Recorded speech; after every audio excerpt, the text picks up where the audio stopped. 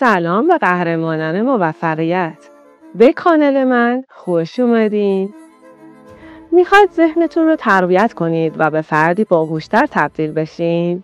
امروز با 5 توصیه ساده اما مؤثر در خدمت شما هستید که به شما کمک میکند تا ذهنتان را تقویت کنید. بخش اول، مطالعه مداوم.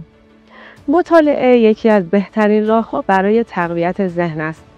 با خواندن کتاب‌های مختلف، دایره واژگان و دانشتان را گسترش می‌دهید. هر روز حداقل 20 دقیقه کتاب بخوانید. این کار به شما کمک می‌کند تا ایده‌های جدید را کشف کنید و تفکر انتقادی را تقویت کنید. بخش دوم، حل معماها و بازی‌های فکری.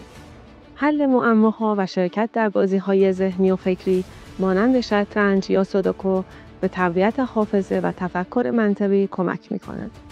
هر هفته حداقل یک بار زمانی را به حل معماها اختصاص دهید. این کار می‌تواند به شما در بهبود تمرکز و تحلیل کمک کند. بخش سوم، یادگیری مهارت‌های جدید.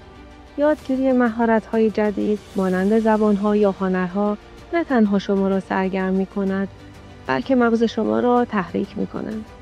سعی کنید هر چند وقت یک بار یک مهارت جدید را یاد بگیرید. این کار به شما کمک می‌کند تا درک بهتری از جهان اطرافتان پیدا کنید. بخش چهارم، ورزش منظم. ورزش منظم نه تنها به بدن شما کمک می‌کند، بلکه به تقویت ذهن هم کمک می‌کند. فعالیت بدنی باعث افزایش جریان خون به مغز می‌شود. هر روز حداقل 30 دقیقه ورزش کنید. این کار به بهبود تمرکز و حافظه شما کمک می‌کند. بخش پنجم، مدیتیشن و آرامش.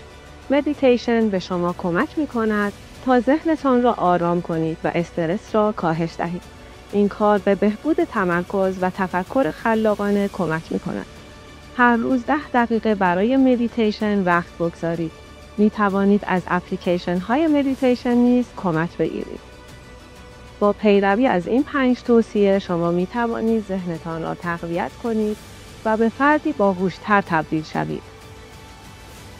آیا شما هم روش‌های خاصی دارین؟ اگر از این ویدیو لذت بردید حتما لایک کنید و کانال ما را سابسکرایب کنید و با تقویت ذهن آینده‌ای روشن‌تر برای خود بسازید. به امید دیدار مجددتون.